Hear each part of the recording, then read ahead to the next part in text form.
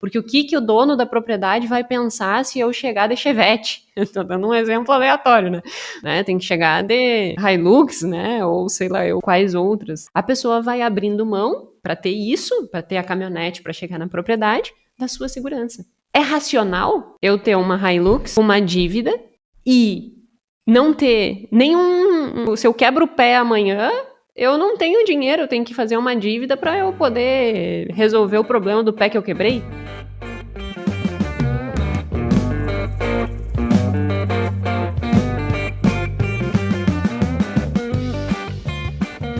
Fala turma, meu nome é Bruno Emanuel Barreto, sou host do Mais Rumen Podcast e antes de começar o episódio eu queria te pedir um favorzinho. O pessoal da produção veio me contar que analisando as métricas do canal, eles viram que aproximadamente 82% de vocês que assistem nossos episódios com frequência não são inscritos no canal aqui do YouTube. E quando vocês se inscrevem, isso ajuda demais o canal, isso ajuda mais do que vocês imaginam. Porque quanto mais popular o programa ficar, mais importante e mais interessante serão os nossos convidados e, consequentemente, os episódios também. Então, toca no botão de se inscrever, esse é o único favor que eu te peço hoje. Isso vai fazer uma grande diferença para nós, é só rolar a página para baixo e clicar no botão. E se você estiver nos escutando pelo Spotify, você pode deixar 5 estrelas no nosso programa. Muito obrigado e um ótimo episódio. No episódio de hoje, talvez um dos mais diferentes que eu vou estar gravando aqui no Mais Rumen Podcast, a gente vai falar sobre finanças comportamentais e talvez algumas outras coisas. Então, eu vou convidar a doutora Jéssica Câmpara. Jéssica, seja bem-vinda ao Mais Rumen Podcast. Obrigada, Bruno. Obrigada pelo convite, né? Eu cheguei a mencionar para ti que eu venho desse meio rural, então é com muita satisfação que eu venho compartilhar um pouco do que eu venho estudando ao longo desses últimos 15 anos, já há algum tempo estudando finanças comportamentais, e mais do que simplesmente estudando finanças comportamentais, na prática entendendo um pouco desse mundo rural, né, tanto de veterinário, meu irmão é veterinário. Olha só. Então me criei, né, lidando com gado, com ovelha, com vaca, todos esse contexto. Então fico muito feliz de poder contribuir com você e com o público que acompanha aí. Espero que o que a gente venha a discutir efetivamente traga um impacto e vocês saiam daqui pensando diferente do dinheiro. O Mais Rumen Podcast só é possível através do apoio de empresas inovadoras e que apoiam a educação continuada na bovinocultura brasileira. Rumenzinho, tradição que gera confiança.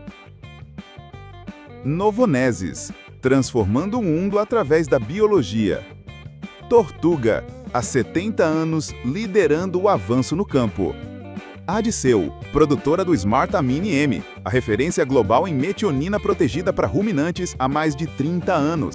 Ilana, agilidade e precisão na análise de alimentos, com opções de resultados em tempo real. Que legal, é um desafio bastante grande, talvez um objetivo para esse podcast bastante nobre, eu diria, Jéssica. E só para contextualizar, fala um pouco do teu background, como é que você foi parar nas finanças comportamentais?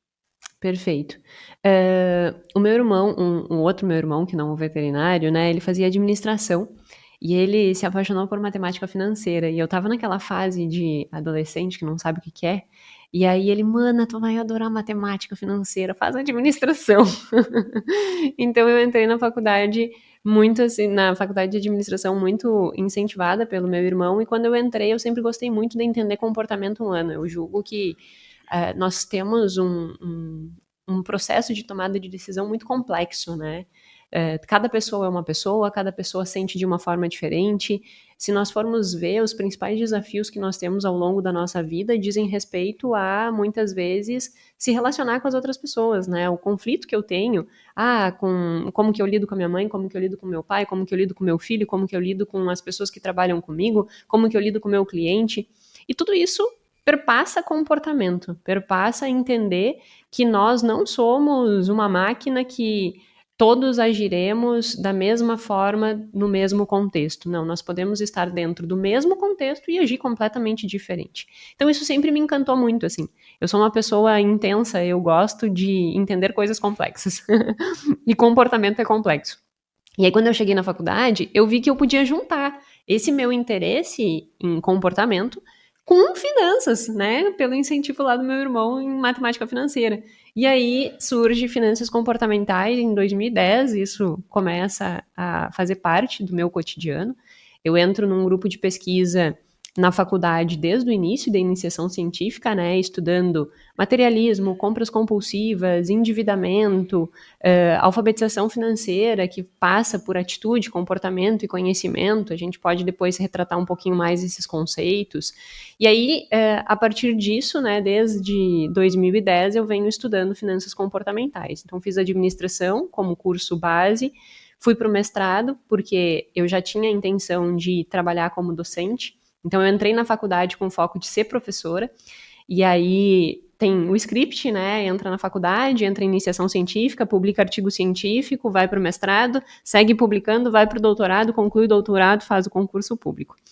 E essa era a minha visão lá em 2010, eu tinha esse objetivo. Então, entrei na faculdade já no grupo de pesquisa de finanças comportamentais, no mestrado também entrei na administração, dentro da área de finanças, linha de pesquisa finanças comportamentais. No mestrado eu estudei comportamento financeiro de beneficiários do programa Bolsa Família. E aí, depois, no doutorado, eu vim fazer na Universidade Federal de Santa Catarina, e aí também administração na área de finanças, linha de pesquisa finanças comportamentais. No meio do doutorado, eu comecei a dar aula, comecei a coordenar curso de administração, contábeis, né, viver efetivamente o mundo docente, não só o dar aula, mas também viver a burocracia por trás das instituições de ensino superior. E eu comecei a me questionar, caramba, eu passei 10 anos estudando para ser professora e talvez eu não queira, neste ambiente, viver o resto da minha vida. E aí nasce, então, a Jéssica trabalhando na internet, né, podcast Mais que Finanças. Eu tenho formação em finanças comportamentais, que é um curso que eu dou, tem outros cursos saindo.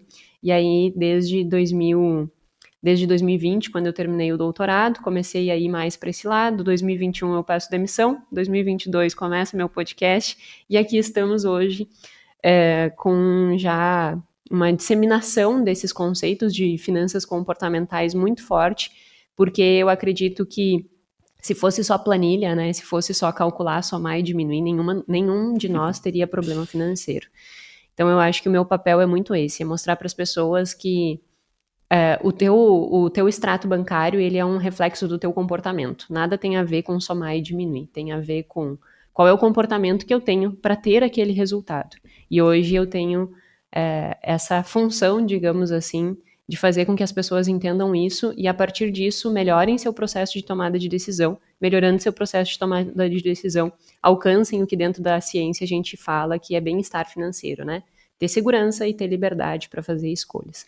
Então, essa é um pouquinho da minha trajetória, e sempre com base em ciência, assim. Hoje, tudo que eu faço, eu saí da academia formal, mas eu brinco que a academia nunca sairá de mim, porque eu julgo que a gente precisa aproximar mais a ciência do mundo real, né? E aí eu vejo o meu papel muito nesse sentido, assim. Eu trago a ciência, sempre embasado em ciência, só que eu tento simplificar para fazer com que as pessoas compreendam aquilo e tornem aquilo aplicável nas suas vidas, né? Então, é mais ou menos esse o meu objetivo nesse contexto. Muito legal, Jéssica. E quando eu pensei em trazer um episódio sobre esse tema, eu talvez lembrei daquele conceito que eu acho que foi popularizado pela Singularity University, que é da pessoa em formato de T, ou T-shaped person, que eles chamam, que é aquela pessoa que ela geralmente que ela deve ser generalista em várias coisas, ou seja, entender, fazer vários links, e especialista em expert em poucas coisas. E aí a sociedade, acho que por muito tempo, nos ensinou a ser expert, a você falar difícil. E quando você fala difícil, eu acho que você só atrai um público técnico. E o veterinário, ele não atende outro veterinário. Ele vai atender um pecuarista, ele vai atender um advogado.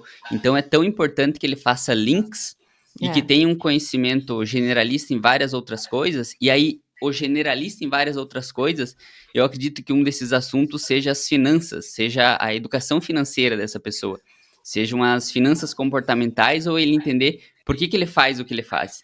Então, acho que esse foi o objetivo de eu trazer esse tema aqui também, porque eu acredito que esse é um modelo de de pensar que funciona para os profissionais que estão se formando agora, eventualmente para quem já é formado também.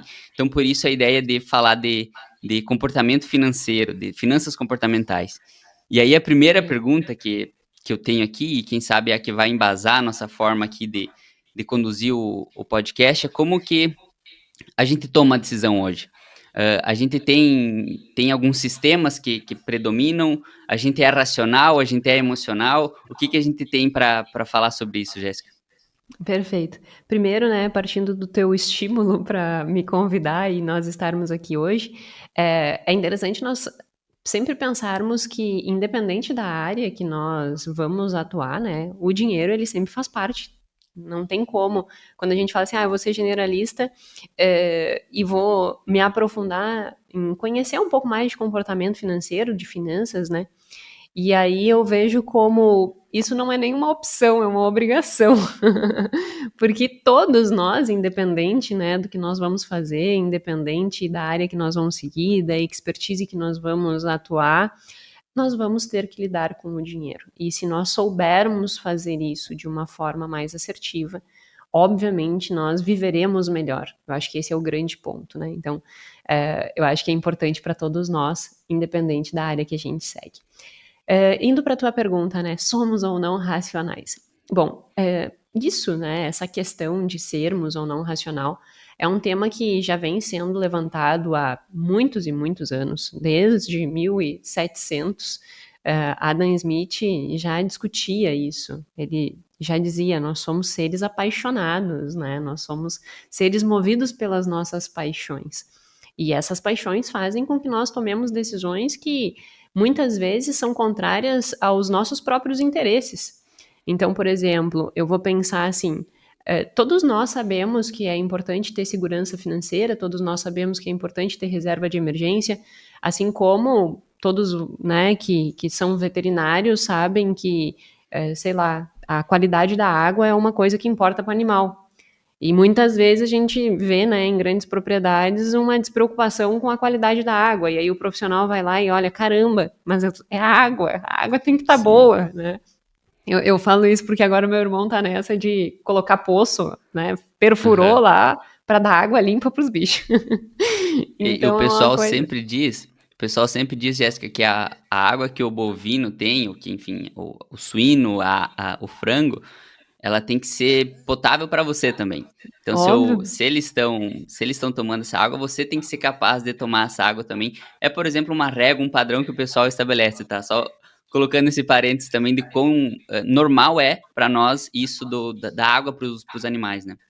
Claro, e tu vê, assim, é normal para quem é como você e como quem acompanha aqui, né, pessoas que compreendem do ponto de vista técnico, mas nós vamos ir em várias propriedades de pessoas que não têm expertise, né, técnica e que nunca nem pararam para pensar sobre isso, né, e que daí negligenciam. E aí esse é o ponto, essa negligência com a água acontece com segurança financeira. Se tu perguntar para qualquer profissional da área de finanças, todos vão dizer assim, tu precisa ter reserva de emergência. Pra gente é a coisa mais básica, como é básico da água para animal. Mas por que que as pessoas, mesmo sabendo no seu senso comum de que é importante ter segurança financeira, mesmo assim elas acabam, por exemplo, fazendo dívidas para comprar coisas, então eu faço financiamento de carro. Eu quero ter a caminhonete tal, porque eu vou para as propriedades e que eu tenho que chegar com um carro, né? Porque o que o dono da propriedade vai pensar se eu chegar de Chevette? Estou dando um exemplo aleatório, né? Sim. O que o dono da propriedade vai chegar? Então eu tenho que chegar de, sei lá, né? Tem que chegar de Hilux, né? Ou sei lá, quais outras existem hoje. Meu pai diria que é a Hilux, porque é a única que é Toyota. Mas, e aí o que acontece? Dentro dessa construção, a pessoa vai abrindo mão para ter isso, para ter a caminhonete, para chegar na propriedade, da sua segurança. É racional eu ter uma Hilux com uma dívida e não ter nenhum... Se eu quebro o pé amanhã, Eu não tenho dinheiro, eu tenho que fazer uma dívida para eu poder resolver o problema do pé que eu quebrei. É racional isso? Não, né? E aí a gente entra dentro desse termo da racionalidade limitada. Nós somos seres de racionalidade limitada. O nosso processo de tomada de decisão, ele é um processo de tomada de decisão que ele é fisgado por vários aspectos que nos tiram da rota. Sejam eles aspectos cognitivos, né? Então, erros cognitivos, depois a gente pode explicar o conceito disso, sejam emoções. A paixão, né? O desejo de ter uma determinada caminhonete, o desejo de ter um determinado status, ou a minha família me convidou para fazer uma viagem, eu não tenho como dizer não, mas tu tem dinheiro para fazer? Não, mas a gente vê depois, né? Isso tudo são emoções e são desejos que vão sendo atendidos que nada tem a ver com racionalidade, porque se nós fôssemos racionais, nós seguiríamos o script. Monto reserva de emergência, não aumento meu nível de endividamento, não compro uma Hilux só porque eu quero chegar na fazenda e, né, ser bem apresentado no sentido de que causar uma boa impressão. Eu sempre digo que a boa impressão a gente causa com o conhecimento que tu tem, né? Tu pode chegar com o carro que for. Agora, se tu abrir a boca e tu passar segurança e credibilidade do conhecimento que tu tem, pode saber que o carro que tu chegou ficou, né, completamente despercebido. Agora, tu chega de carrão, abre a boca e só fala bobagem, bueno, aí a percepção de valor acabou por aí, né? A Adiceu, líder global em soluções nutricionais, é a fabricante do Smartamine M, a metionina protegida de maior excelência para ruminantes há mais de 30 anos.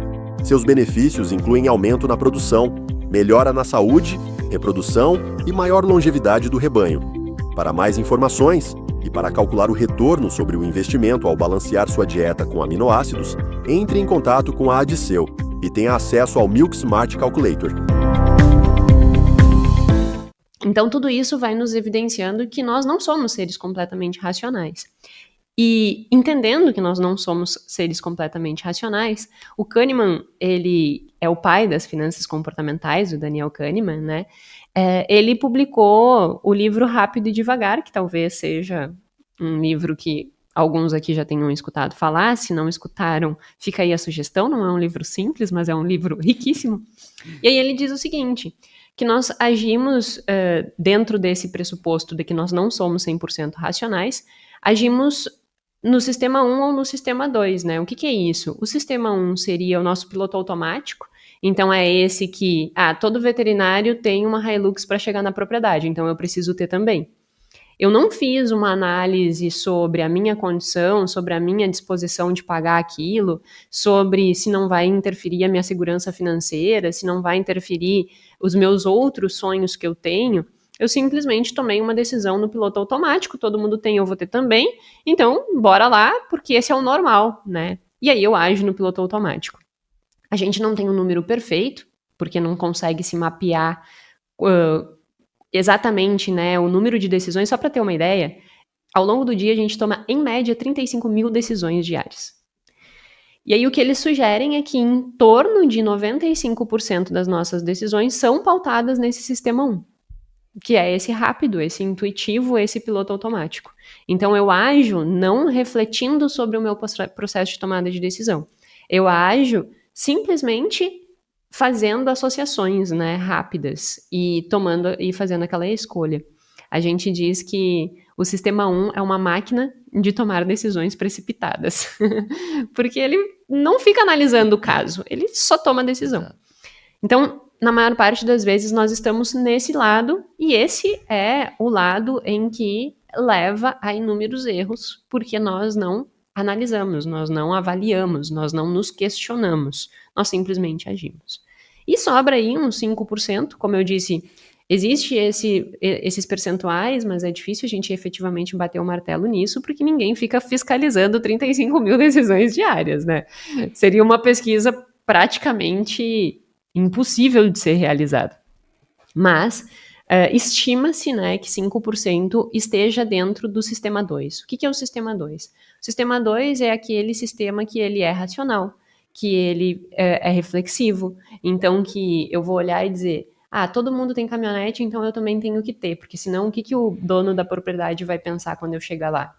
Aí o sistema 2 é aquele advogado do diabo que vai dizer assim, tá, mas peraí, como dizia a minha mãe, tu não é todo mundo. Então, eu brinco que respira e não pira, vamos aos cálculos. O que eu tenho, qual é a minha condição, como que eu posso, isso me interfere no meu sonho futuro, deixa eu fazer uma projeção, deixa eu fazer uma análise, e aí construindo uma decisão mais coerente, né? Uma decisão mais alicerçada em dados e não no piloto automático, não nessa máquina de tomar decisões precipitadas. Então, do ponto de vista geral, dentro das finanças ou qualquer uma das nossas áreas, né? O fato de nós não sermos racionais e o fato de ter uma predominância do nosso sistema automático faz com que nós acabemos nos desviando daquilo que seria o melhor para nós mesmos. E aí eu retomo, né, o fato da reserva de emergência. Tudo isso faz com que a gente se desvie do que seria melhor para nós, que é montar a reserva de emergência. Então é por isso que reforça ainda mais o entendimento de que simplesmente fazer cálculo matemático não funciona, porque se eu não tiver a consciência de que em 95% das vezes eu posso me desviar da escolha certa sem nem perceber, se eu não tiver esse nível de consciência e, olha, respira, vamos analisar, vamos tomar uma decisão mais coerente, se eu não tiver essa consciência, a minha tendência é ficar como um ratinho dentro daquelas rodinhas, sabe? Simplesmente agindo completamente no piloto automático. É o filme do clique, sabe? Sim. Quem é da minha idade sabe o que é o filme do clique. Os mais jovens não vão saber o filme do clique. Mas era um filme que o cara pega um controle remoto e fica passando assim. Agora tá desconfortável. Então pula daqui um ano.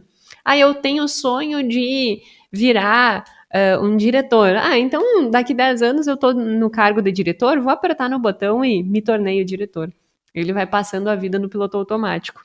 E se nós não estivermos atentos, nós fazemos o mesmo, né? Então é muito nessa lógica que as finanças comportamentais trabalham. Legal, acho que a didática ficou perfeita, Jéssica. E isso é o sistema, é uma coisa que não tem muito como a gente querer brigar ou mudar ele, né? Porque a gente foi selecionado, a gente viveu em um mundo sempre de... Eu até estava lendo sobre isso, que em 99% do tempo que a nossa espécie existe, as pessoas não viviam mais que 35 anos. Então, isso é um ponto que talvez eu deixe o gancho aqui para o imediatismo, para a gente falar um pouco disso. E aí, esse ser que precisava tomar a decisão no instinto, ou no sistema 1, como você comentou, é aquele que sobreviveu.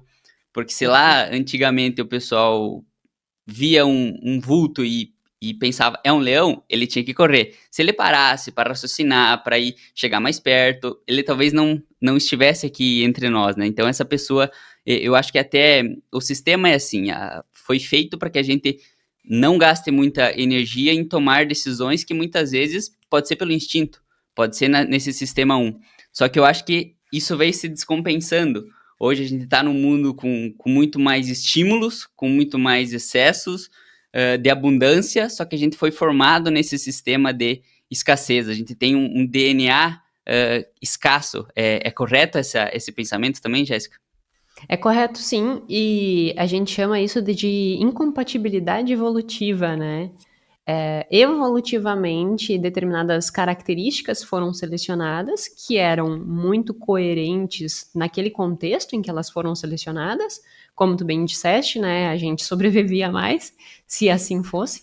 Só que no contexto que a gente tem hoje em dia, essas características que foram selecionadas, elas já não são mais úteis do ponto de vista de processo de tomada de decisão. Elas não são inúteis, óbvio que não, mas elas não são úteis porque elas geram essa predisposição ao imediatismo. Porque se a gente for pensar, o que gera imediatismo, né? Essa coisa, eu preciso comprar caminhonete agora, eu preciso comer esse chocolate agora, eu preciso comprar ou fazer essa viagem.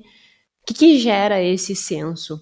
Se nós voltarmos dentro do nosso processo evolutivo, existe uma insegurança muito grande. será que eu vou comer amanhã? Será que eu vou ter abrigo amanhã?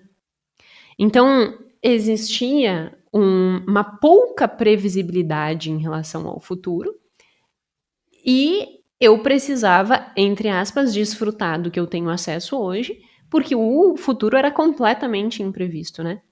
E essa imprevisibilidade amplia senso de urgência. E aí esse DNA veio conosco. Só que hoje em dia nós temos como gerar maior nível de previsibilidade. Nós não vamos ficar à mercê de não ter abrigo amanhã, porque todos nós vamos ter uma cama para dormir, né? Obviamente tem algumas pessoas que vivem em estado de extrema pobreza e isso se colocaria em xeque essa minha fala, mas a grande maioria das pessoas, e provavelmente todos que aqui nos assistem, tem a sua cama para dormir. Tem a sua comida para comer, independente do que seja. Eu brinco, né? Tem ovo em casa? Tem, então tem comida. E, né? Então é um contexto completamente diferente em que a gente consegue prever. Só que o que nós fazemos?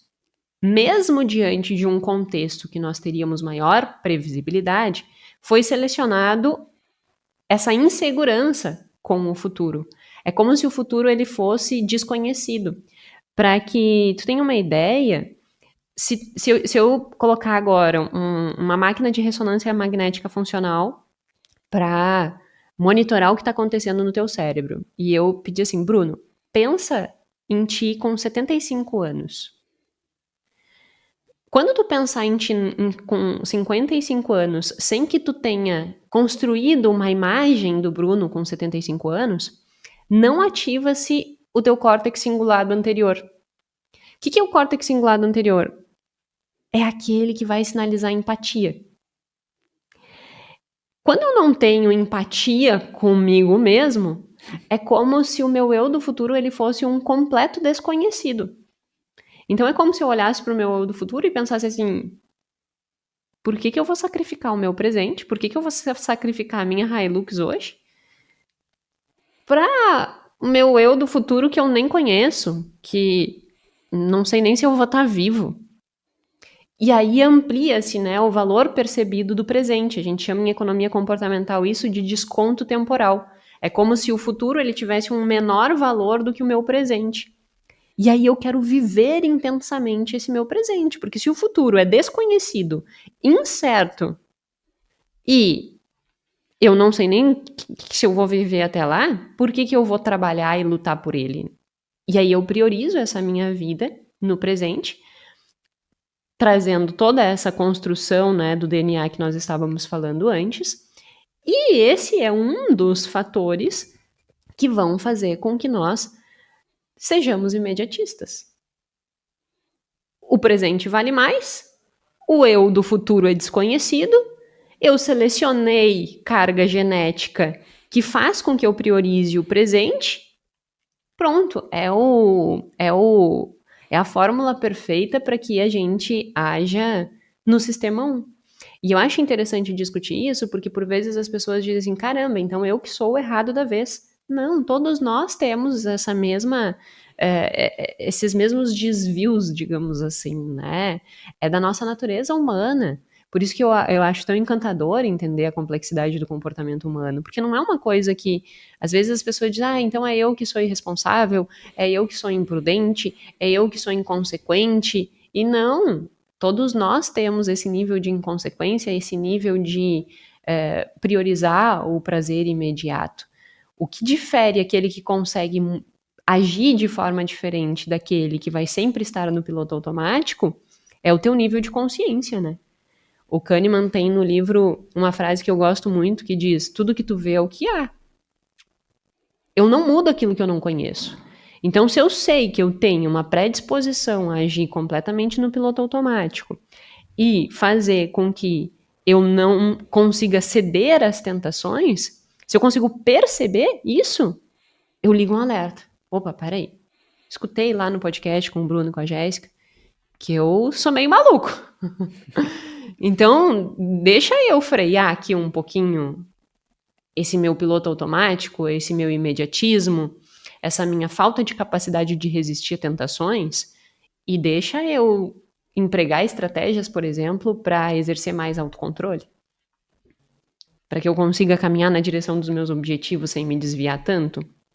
Então, eu julgo que esse imediatismo é um dos principais fatores que fazem com que a gente se desvie. Existem muitos, né? Mas eu acho que esse é um dos que efetivamente faz com que a gente se desvie da rota, e isso tem a ver tanto com essas variáveis que nós comentamos da incompatibilidade evolutiva, quanto dessa parte de atribuição de valor maior para o presente, já que o futuro é desconhecido.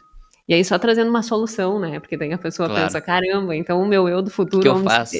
o que eu faço? Tem um estudo muito legal que eles fizeram exatamente isso, assim, eles fizeram a pessoa pensar no seu eu do futuro, mas eles botaram a pessoa conversar com o seu eu do futuro com um avatar. Então, tipo assim, eu pego uma foto do Bruno, envelheço, coloco ele com 75 anos, e eu faço com que tu converse, com que tu veja que essa pessoa, ela é tu lá no futuro, o que tu gostaria, quais são as tuas perspectivas, como seria a vida do Bruno com 75 anos.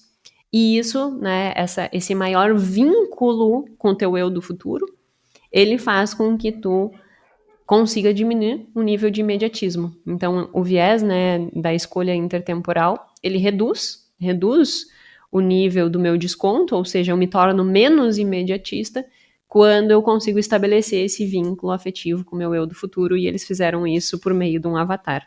Então, eu sempre sugiro uma ideia, sabe aqueles aplicativos que tu coloca a tua foto e pede para envelhecer? Todo mundo faça.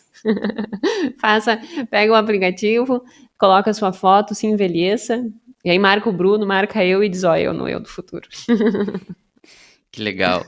E talvez atrelado com essas soluções, Jéssica, e de uma maneira bem prática, eu acho que esse exemplo essa solução foi muito boa. O que mais que tu enxerga que seria uma educação financeira básica? Você já mencionou, por exemplo, a importância da reserva de emergência. Qual que é alguns pilares? Hoje seria 6, 12 meses do seu custo de vida. É importante entender sobre as taxas hoje, taxa de juro, IPCA, Selic. O que é o básico de uma educação financeira que muitas vezes eu chutaria que a maioria dos profissionais de ciências agrárias saem da faculdade sem um mínimo de educação financeira, até porque, às vezes, as aulas que são fornecidas, que são lecionadas, elas não tratam desse assunto com tanta profundidade ou nem com tanta aplicabilidade. E hoje, dada o número de profissões que você pode, o número de carreiras que tu pode seguir, às vezes o exemplo que tem lá na sala de aula, ele nem sempre vai se refletir no que você vai estar fazendo 2, 3 anos depois. Então, dado esse contexto, o que seria uma educação financeira básica para os profissionais? Tá. O primeiro ponto importante em relação à educação financeira. Existe um senso comum de que conhecimento financeiro é suficiente, né? Então, assim, se eu adquirir conhecimento financeiro, se eu comprar um curso de educação financeira lá, de investimentos, eu tô com as minhas finanças resolvidas. E isso é uma grande ilusão. Tem um livro que diz, a ilusão é o primeiro dos prazeres, né? Tu te ilude que tu achou o caminho certo, aí tu fica com prazer da ilusão, mas na prática tu não colhe o resultado. O que eu quero dizer com isso? Educação financeira não basta. Hoje nós já temos inúmeras revisões sistemáticas indicando que tu ter conhecimento financeiro, educação financeira é conhecimento financeiro, não é suficiente para que tu tenha bem-estar financeiro, tá? Então eu vou primeiro falar o conceito do bem-estar financeiro, que é o nosso objetivo final de todos nós, deveria ser, e depois eu venho construindo o que então seria necessário de habilidades em termos de conhecimento, atitude e comportamento, que eu já vou explicar cada um deles, para a construção do meu bem-estar financeiro. Bem-estar financeiro é o seguinte: são 4 variáveis principais que permeiam presente, futuro, segurança e liberdade. Quais são esses 4? No presente, segurança. Eu preciso conseguir pagar minhas contas. E essa capacidade de pagar minhas contas, ela não pode me colocar numa condição desesperada, no sentido de, meu Deus, eu não vou conseguir pagar, será que eu vou pagar o boleto do aluguel? Isso não pode acontecer. Eu tenho que ter segurança a ponto de dizer, o mês está começando e eu tenho condição de pagar 100% das minhas contas sem ter nenhum nível de desespero. Então, segurança no presente. Segurança no futuro. Se acontecer qualquer imprevisto, eu tenho como subsidiar este imprevisto. Então, eu preciso ter reserva de emergência. Eu preciso ter um capital economizado, que se eu quebrar o pé lá na fazenda, eu vou ter como me virar. Mas é só pagar plano de saúde. Mas e daí o plano de saúde paga aquele teu dia que tu tá ali. E depois, se tu não puder ir pra fazenda durante um mês. Mas aí eu tenho seguro não sei o que lá. Sim, mas e daí o seguro te paga um valor de R$1.000, às vezes, né? Tipo, e tu paga todas as tuas contas com R$1.000. Então, assim, tem que ter esse capital para que eu consiga arcar com isso. Eu julgo que o mínimo seriam 6 meses das despesas fixas. Tem algumas pessoas, e aí eu acho que depende da estrutura de vida, mas para autônomos, né? Eu sou veterinário e eu recebo conforme o serviço que eu atendo. Então, eu julgo que seria interessante um pouquinho mais, né? 1 ano por aí, eu acho que já seria bem interessante. Então, isso é a segurança no presente e no futuro. E liberdade no presente e no futuro. No presente, eu tenho que ter a sensação de liberdade de que eu estou caminhando na direção dos meus objetivos. Então, eu sei que eu tenho um objetivo e eu estou caminhando na direção daquele objetivo. Então, eu quero ter segurança financeira, eu quero ter uma reserva de emergência, eu quero poder fazer um churrasco todo final de semana. Né? Então, eu tenho eu sei que eu estou caminhando e construindo a vida que para mim faz sentido. E isso é uma coisa importante. Às vezes as pessoas acham que isso perpassa consumir coisas. A próxima caminhonete, a próxima casa, e não tem nada a ver com isso. Tem a ver com tu viver a vida que vale a pena ser vivida, né? E tá caminhando nessa direção dos teus objetivos. E liberdade no futuro é tu ter liberdade de escolha, né? Eu tô com 80 anos, 70 anos. Eu posso escolher. Por exemplo, hoje em dia, eu posso escolher, a partir de toda a construção que eu fiz na minha vida, se eu vou dizer sim ou não para um convite. Isso é liberdade. E muitas vezes é o dinheiro que, por exemplo, tem uma fazenda que eu não gosto de atender, eu dou todo o protocolo que tem que ser feito, não é feito, há uma despreocupação muito grande em relação à implementação, mas há uma cobrança muito grande em cima de mim que a culpa é minha. Então, assim, não faz mais sentido eu atender aquela fazenda. Pois bem, se tu tem organização financeira e segurança, tu tem liberdade de dizer assim, não vou te atender, né? Mas não atende. E isso só tu pode fazer se tu tem liberdade. Então, esses são os pilares da construção do bem-estar financeiro, né? Segurança e liberdade no presente e no futuro. A partir desses 4 pilares. Como que eu construo isso? Só com educação financeira? Ou seja, só com conhecimento? Não. E aí é o grande erro que a gente vê que predomina no mercado. Se eu abrir o YouTube, eu vou achar 99% dos canais no YouTube falando de finanças tradicionais. E vai ter a Jéssica lá falando de finanças comportamentais. São poucas as pessoas que falam de finanças comportamentais. Por quê? Porque todo mundo olha só para o pilar de conhecimento. Mas, na realidade, eu preciso de atitude e de comportamento. Então, eu dou sempre a seguinte analogia. Pensa que a gente vai subir uma escada. O alicerce onde essa escada vai ser construída são as tuas atitudes. O que é atitude? Atitude não é ação. Atitude é percepção. Atitude é crença. Então, se eu perguntar para uma pessoa assim, tu acha difícil ou tu acha importante guardar dinheiro? A pessoa vai me dizer assim, não, eu acho muito importante. Ou a pessoa vai me dizer assim, não, acho que a gente tem que viver o presente, tem que aproveitar a vida. Essa história de ficar guardando um monte de dinheiro, tipo, que isso? Tu te esforça tanto, tu tem que aproveitar a vida. Isso é atitude. De um lado, uma atitude positiva, que vai fazer com que ela tenha um comportamento de construir bem-estar financeiro, porque ela vai guardar, porque ela acha importante guardar. Então, ela vai ter um comportamento alinhado com isso. E aquela outra atitude que eu acho que a gente tem que viver o presente. E eu não tô dizendo aqui que tu não tenha que viver o presente. Eu não tô dizendo aqui que tu tenha que abrir mão de tudo. Mas a gente tem que entender que também a gente não pode ceder a tudo. Nós não podemos ser escravos dos nossos desejos.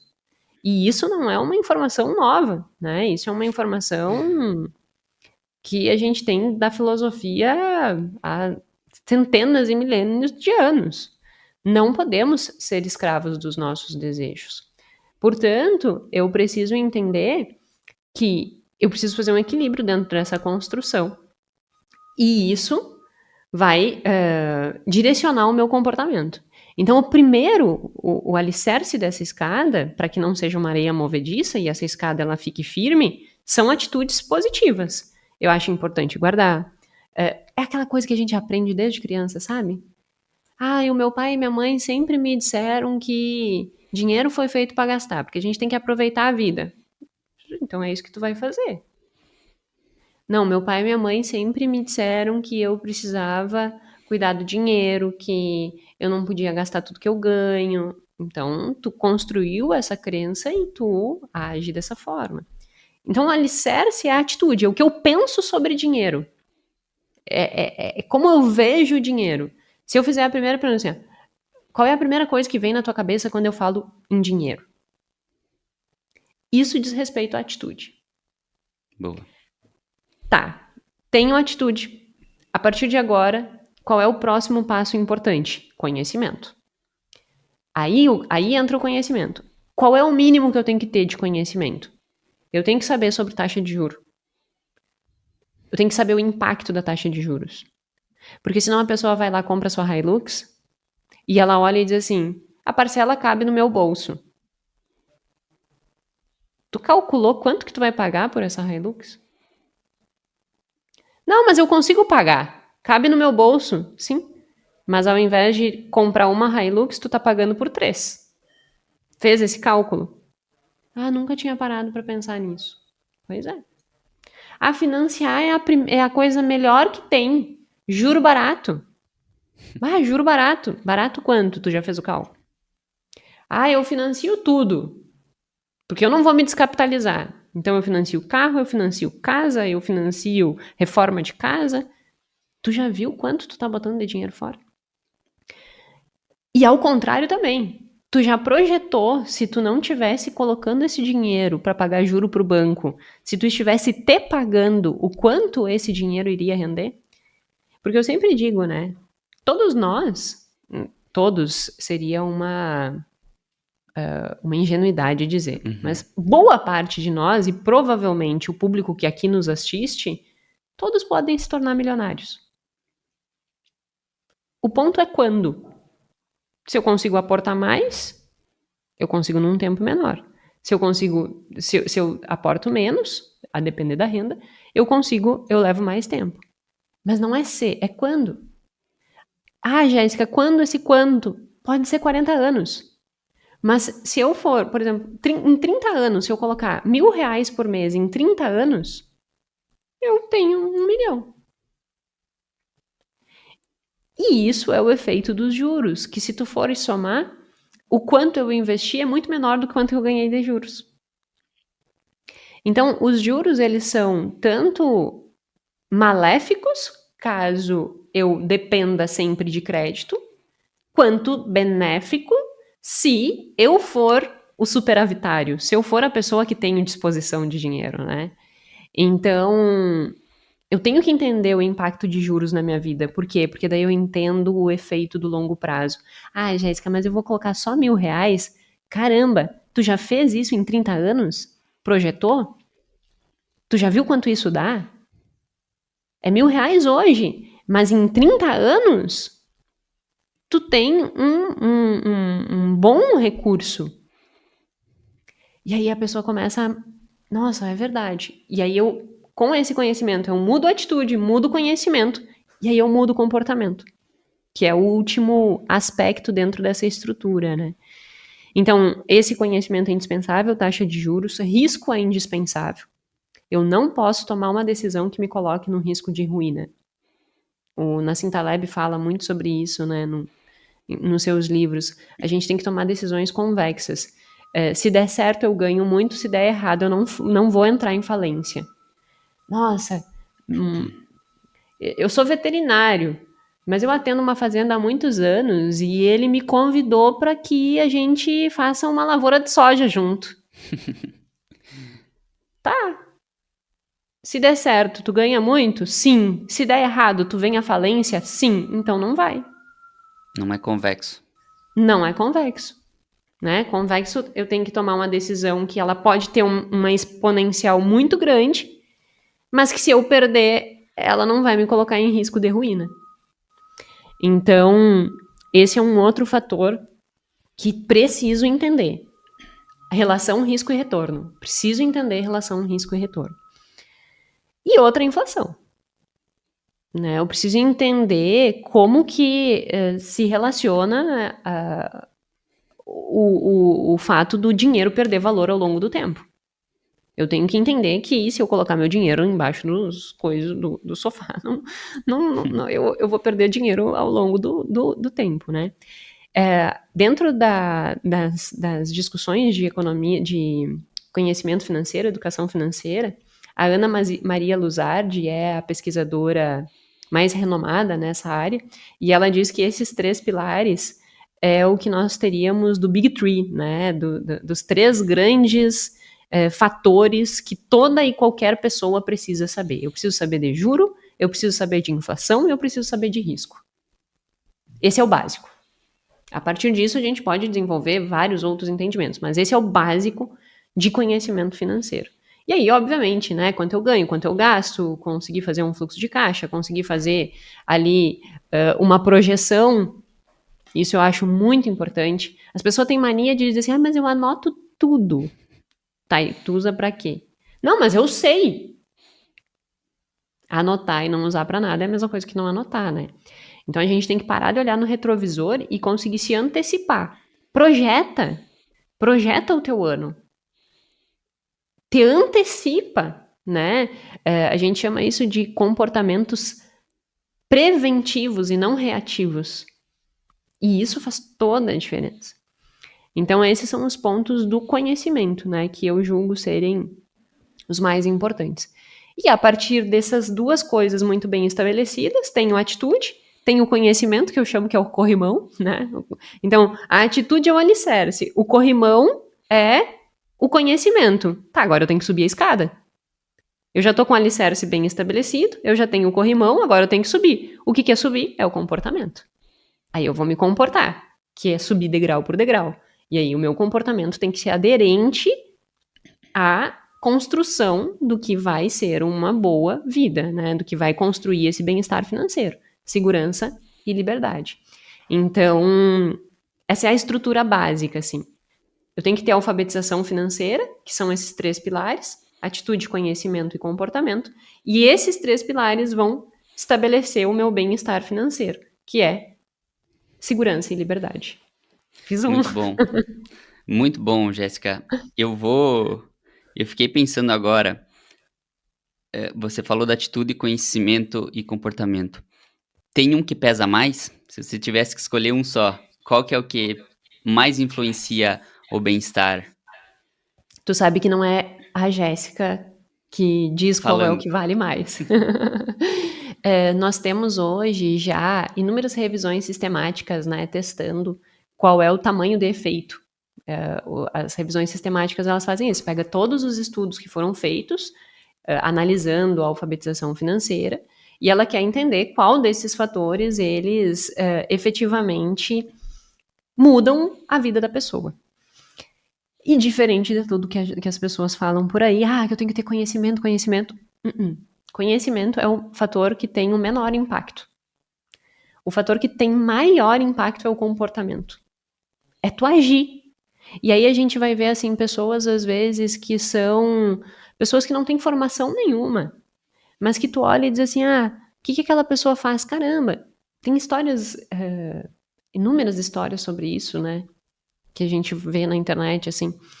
A pessoa, ela foi resiliente a vida inteira, ela construiu reserva, ela nunca gastou mais do que ela ganha, ela se comportou adequadamente, ela comprou o bem-estar dela. Então, o fator que tem maior importância é a tua ação. Porque de nada adianta ter conhecimento e não ter uma ação adequada. E aí a gente pode pegar o exemplo de pessoas que trabalham em bancos. Quantos bancários são extremamente endividados? Extremamente endividados. Mas caramba, ele é bancário. Ele não deveria ser endividado. Ele não deveria ter problema com dinheiro. Ele sabe, ele conversa todos os dias sobre isso com as pessoas. Pois é, isso é uma das provas de que ter conhecimento não é suficiente. Se fosse, não tinha bancário com problema financeiro, não tinha contador com problema financeiro, não tinha economista com problema financeiro, não tinha administrador com problema financeiro. E todas essas pessoas, assim como qualquer um de nós, são suscetíveis a apresentar problemas financeiros. Porque elas não têm conhecimento? Não. Porque elas não têm o comportamento aderente. Então, o fator que mais importa é, efetivamente, como que tu age? Sabe aquela coisa que a gente diz que criança aprende pelo exemplo? Ai, Exato. mas eu disse pro meu filho comer salada. Tu come salada? Não, não como. Caramba, então como é que tu quer que teu filho come salada? Exato. É a mesma coisa, assim. O que vai determinar é o comportamento. Claro que o comportamento ele vai ser moldado muito pelo que eu penso, atitude, e pelo que eu sei, conhecimento. Então, esses dois fatores, eles impulsionam o comportamento. Mas nada adianta eu ter esses dois e não ter um comportamento adequado. Então, o que Exato. mais importa é, efetivamente, o que eu faço da minha vida. Aquela coisa que palavras importam menos do que ações. Com certeza. E eles estão tão interligados que, por exemplo, quando a gente pensa que a atitude ali vai ser a base, se eu tenho um conhecimento novo, eu posso mudar a minha atitude. Então tem um Pode. livro muito bom, imagino que você conheça, que é Os Segredos da Mente Milionária. E por mais que o título seja chamativo, ele fala muito sobre como que a gente enxerga o dinheiro hoje, né? Uhum. Então se você tem aquela pessoa que cresceu ouvindo que dinheiro não dá em árvore, que se a gente gastar hoje não vai ter para amanhã, você cresce com aquele sentimento, com aquele pensamento de escassez sobre o dinheiro. E às vezes Uhum. tu vai precisar de um conhecimento diferente, de uma referência diferente para mudar a tua A forma de atitude, que pensar. aí, exato, que aí vai levar para o conhecimento e um comportamento diferente. Então, muito bacana essa interligação entre esses 3 pontos, né, Jéssica? Uhum. Eu sou Perfeito. suspeita, assim, eu acho riquíssima ela. Show. Vamos caminhar pro final da nossa conversa, ela tá muito boa, mas uma coisa que eu sei que você gosta de falar bastante, Jéssica, e que aqui também fica como uma dica prática para os nossos ouvintes, é o que traz mais bem-estar? Vamos voltar no assunto do bem-estar. Comprar coisas ou comprar experiências? Isso já está bem estabelecido dentro da literatura, assim, né? Comprar experiências compra mais felicidade do que comprar coisas. Por quê? Quando nós pensamos numa viagem que nós realizamos, num passeio que alguém fez com seu filho, num momento especial com a família, isso gera memórias. E cada vez que tu volta naquela memória, aquilo, de certa forma, dá aquele calorzinho no coração, né? Agora, se eu perguntar assim, Bruno, qual era a roupa que tu estava em 2010 no Natal? Nunca vou saber. Vou me lembrar. Só se eu ver uma Agora, foto, né? agora, se tu pensa assim, tu consegue lembrar de alguns momentos com a tua família que foram marcantes, né?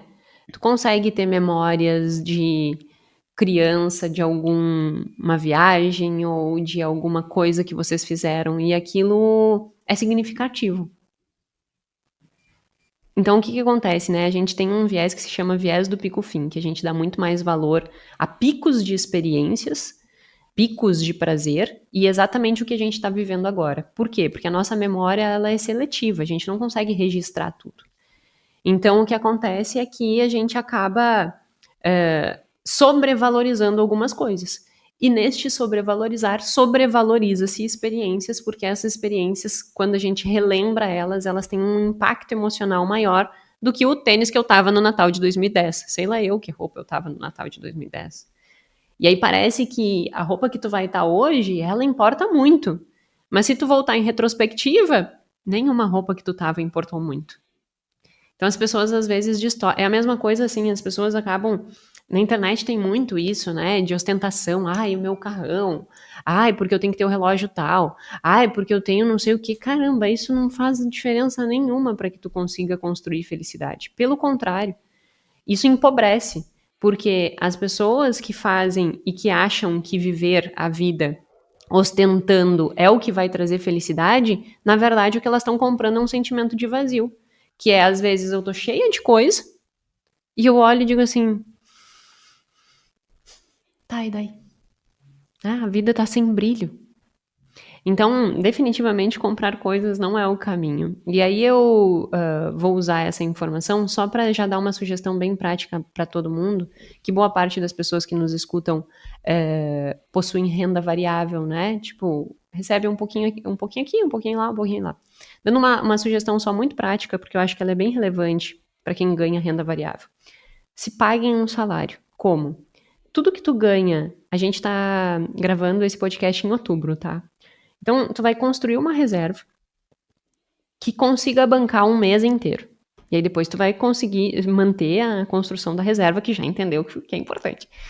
Então, tu vai fazer o seguinte. Tudo que tu ganha em outubro, tu vai colocar numa conta, que se tu tem uma PJ, manter na conta da PJ.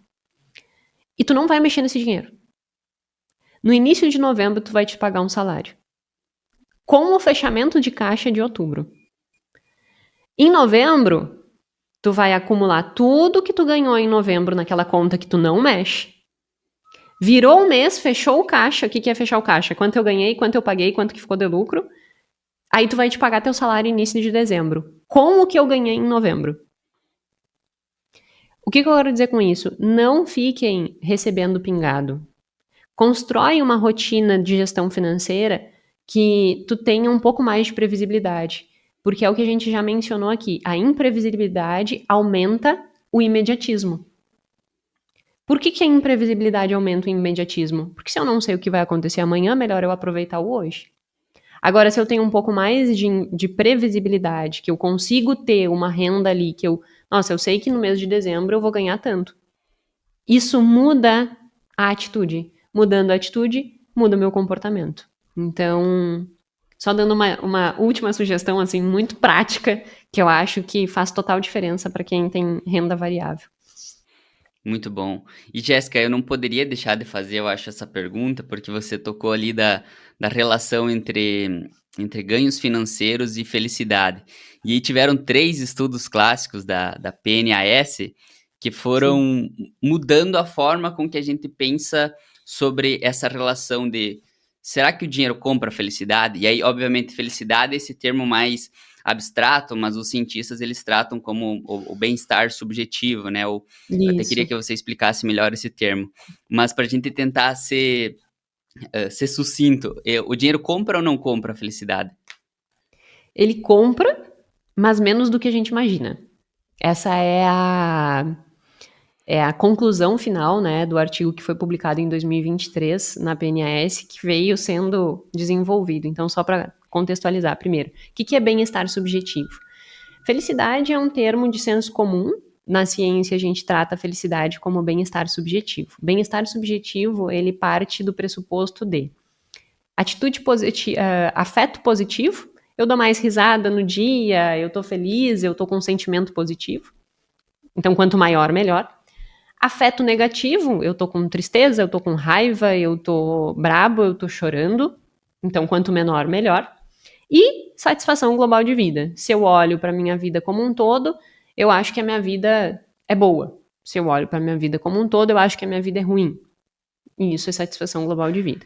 Então, o somatório dessas 3 coisas, afeto positivo, afeto negativo e satisfação global de vida, compõe o que dentro da ciência a gente entende por felicidade. E aí, o Daniel Kahneman, ele publica um artigo em 2010, né, dizendo que nós teríamos um limite de quanto dinheiro compraria felicidade. Esse limite ficaria em $75 mil por ano. E aí ele diz, olha, o que acontece é que se a gente tem dinheiro suficiente para bancar a nossa estrutura de vida ali, né, a nossa básico, comida, alimentação, segurança e tal, mais dinheiro do que isso não traria mais felicidade. Isso foi o que ele falou em 2010. Aí, depois, em 2021, acho que foi 2021, o Matteo publicou um artigo também na PNAS, dizendo assim, olha, o Kahneman está errado, ele fez uma amostra muito maior e disse que, na verdade, não existiria esse platô, né? Quanto mais dinheiro, mais felicidade. E aí depois, em 2023, eles se juntam os dois e publicam um terceiro artigo também na PNAS dizendo o seguinte, olha, na realidade os dois estavam errados. Qual é a conclusão final? Dinheiro sim compra mais felicidade, como o Matteo disse, só que a proporção é menor do que se imaginava, então trazendo números, né? O que ele apresenta é que uma pessoa que ganha $15 mil por ano, óbvio que esses números são nos Estados Unidos, se eu comparar com uma pessoa que ganha $250 mil por ano, o que é uma diferença muito grande, esse que ganha $250 mil por ano vai estar 5 pontos percentuais mais feliz do que aquele que ganha 15. Então, tipo assim, 5 pontos percentuais por uma diferença de 15 para 250 é pouca, né? E aí a gente conclui que sim, dinheiro traz mais felicidade, porque traz previsibilidade, traz tudo isso, mas não numa proporção tão grande quanto que se esperava. Só que tem um outro ponto que ele traz nesse artigo. Depende da pessoa. Porque se eu pego uma pessoa chata, ranzinza e reclamona, aquela pessoa que tá sempre enchendo o saco de tudo, mais dinheiro para ela realmente não vai fazer ela mais feliz. Então ela vai ter um platô ali nos $100 mil. Mais dinheiro para essa pessoa não vai deixar ela mais feliz. Agora aquela pessoa que é uma pessoa faceira é coisa que a gente diz no Rio Grande do Sul. Exato. Uma pessoa feliz, né? Uma pessoa, daqui a pouco ninguém não entendem, né, que é faceira. Uma pessoa feliz, uma pessoa que tem, assim, uma visão positiva da vida, uma pessoa que tá sempre disposta, uma pessoa que não fica reclamando, essa pessoa, quanto mais dinheiro, mais feliz ela vai ser.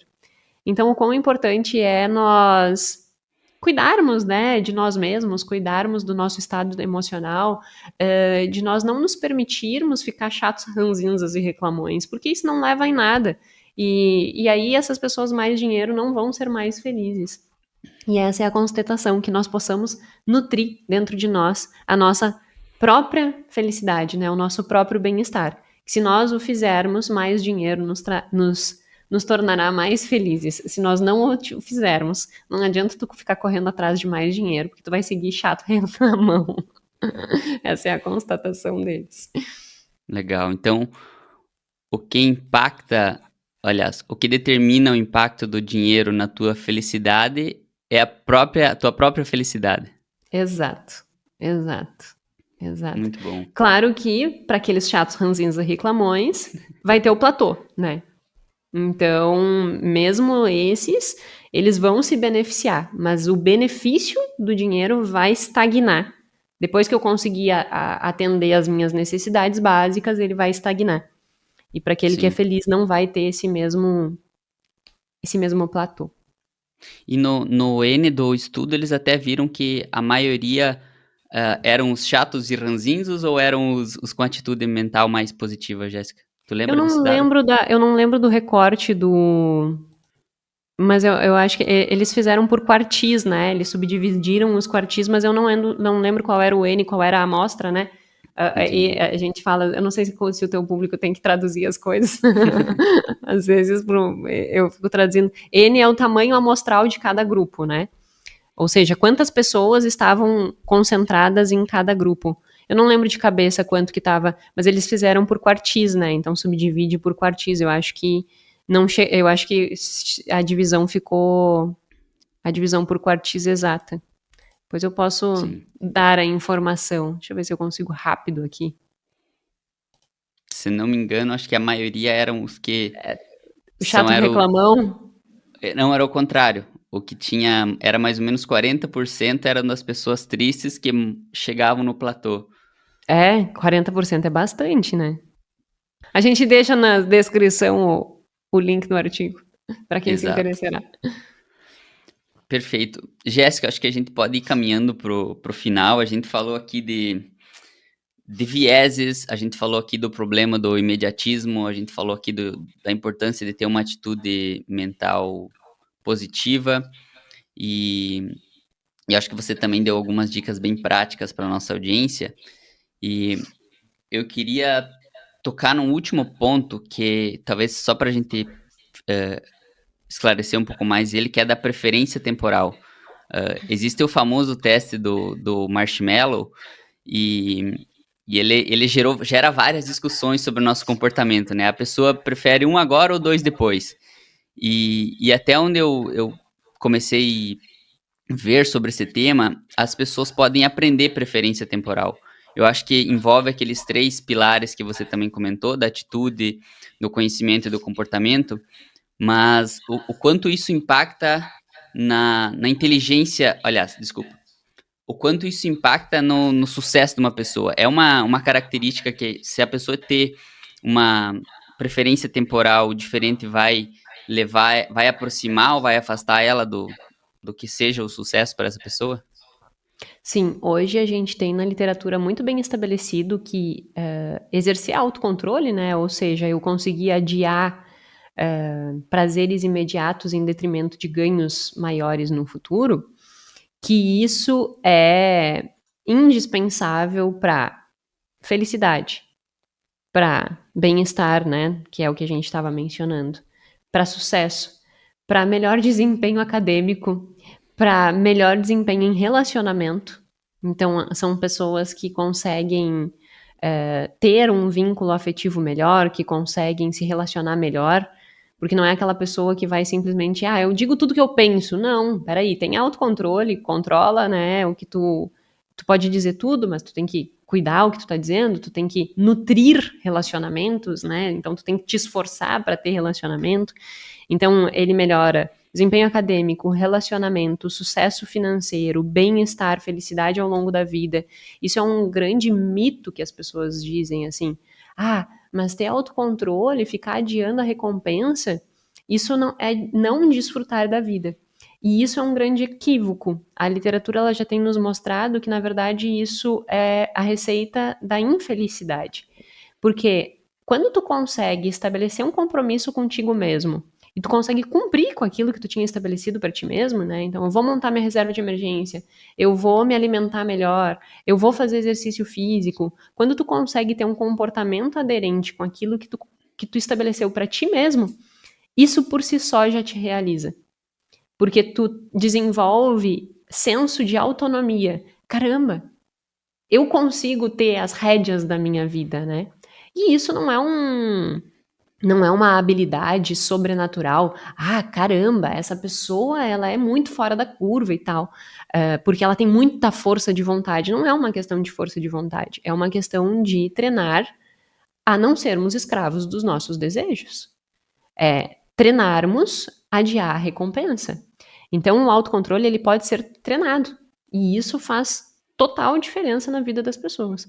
Então, respondendo sucintamente a sua pergunta, sim, hoje já é muito bem estabelecido na literatura que adiar a recompensa é muito benéfico e isso faz com que a gente viva melhor. Muito bom. Acho que essa fica um fechamento aqui da nossa conversa, Jéssica. E agora, indo para as perguntas finais, uma que eu sempre faço aqui, acho que o público veio gravando também, é que a gente sempre pede recomendações de leitura. E a forma que eu faço essa pergunta é, se você fosse para uma ilha deserta e pudesse levar 3 livros, tirando Rápido e Devagar, quais outros você levaria, Jéssica? Eu acho que tem um livro que é muito interessante para quem quer começar a entender sobre comportamento financeiro, que se chama Mente Acima do Dinheiro. Ele é bem simples, mas ele vai discutir muito esses pontos de atitude, né, de crenças. Então, o nome dele é A Mente Acima do Dinheiro. Em segundo, eu sugiro o livro Escassez. É um livro que faz com que a gente mude a perspectiva sobre a falta e também o consumo. Na internet, né, é muito disseminado que escasso é aquele que não quer ir num restaurante caro. Porque tu é escasso, porque tu não quer comprar não sei o quê. Quando na realidade a ciência nos diz exatamente o oposto, né? Escasso é aquele que sempre tá precisando comprar algo. Então, se tu tem uma necessidade constante e tu acha que o teu dinheiro nunca é suficiente, tu é escasso. E essa escassez altera a nossa mentalidade a ponto de comprometer, inclusive, a nossa capacidade de raciocínio e tomada de decisão. Então, acho que esse é um livro indispensável. E um terceiro livro, que vai muito ao encontro do que nós discutimos aqui, é o Teste do Marshmallow, que vai falar exatamente do experimento do teste do marshmallow, como que ele foi feito, começou lá na década de 60, o Walter Mischel é o coordenador, né, o pesquisador que deu início a essas pesquisas, e aí ele vai discorrendo sobre autocontrole, estratégias de autocontrole. Ele é muito enriquecedor também, e inclusive ele me deu incentivo, né, o livro me deu incentivo para desenvolver um produto específico de autocontrole, então fazendo com que as pessoas elas entendam que autocontrole é uma coisa que pode ser desenvolvida, e aí eu desenvolvi o TAF, que é o treinamento de autocontrole, deve sair agora em novembro. Então esses são 3 livros que eu julgo serem bem importantes, e também já aproveito a oportunidade e deixo o convite para quem quiser conhecer o TAF, que é o treinamento de autocontrole, que em 9/11 vai estar aberto para quem quiser. Muito bom, Jéssica, quero te agradecer pelo teu tempo mais uma vez, trazendo esse episódio inédito aqui no nosso canal. E todas as redes da Jéssica vão estar aqui na descrição, também o link do Mais Que Finanças podcast. Foi uma conversa aqui de host para host. E queria que você deixasse uma mensagem final também, Jéssica, para a nossa audiência. A mensagem final vem de um outro livro, que é A Vida Boa, que vem do livro, esse livro ele foi construído, então fica 4 indicações de livro aí, um extra. Esse livro ele foi escrito com base na pesquisa de Harvard de felicidade, já que a gente discutiu o tema felicidade também, e eles estão acompanhando as famílias já há mais de 80 anos, né? Agora, nesse ano, fecha 87 anos de acompanhamento para entender o que efetivamente faz com que as pessoas sejam felizes. E aí no livro ele tem uma citação que eu gosto muito, que diz assim, a vida boa não é a vida fácil, não é a vida perfeita, mas se perfeita fosse, deixava de ser boa. Com isso eu encerro dizendo, não se iluda que a vida vai ser perfeita, que eu vou ter dinheiro para fazer tudo que eu quero a qualquer momento, que eu nunca vou ter nenhum problema. A vida normal, ela é cheia de problemas. E se ela fosse perfeita, ela deixaria de ser boa. Então, que a gente possa diariamente nutrir a vida boa. Bons relacionamentos com as pessoas, cuidar do nosso dinheiro, não criar insegurança financeira, fazer exercício físico, comer direito, dormir direito, valorizar aquilo que efetivamente importa, né? Porque se nós conseguirmos cuidar de nós mesmos e nutrir a nossa rede de apoio, vínculos afetivos fortes, nós estamos comprando a nossa felicidade. E não é uma felicidade utópica, perfeita, mas é a vida boa. Então, que cada um de nós possa sair das ilusões e viver cuidando da sua própria vida, né? E sem ser chato, ranzinhos e reclamão, porque senão nem o dinheiro vai ser suficiente. Ótimo, ótimo. Muito obrigado, Jéssica, mais uma vez. Agradeço pelo teu tempo e agradeço a todos pela audiência também. Até o próximo episódio. Obrigada pelo convite, Bruno. Foi um prazer.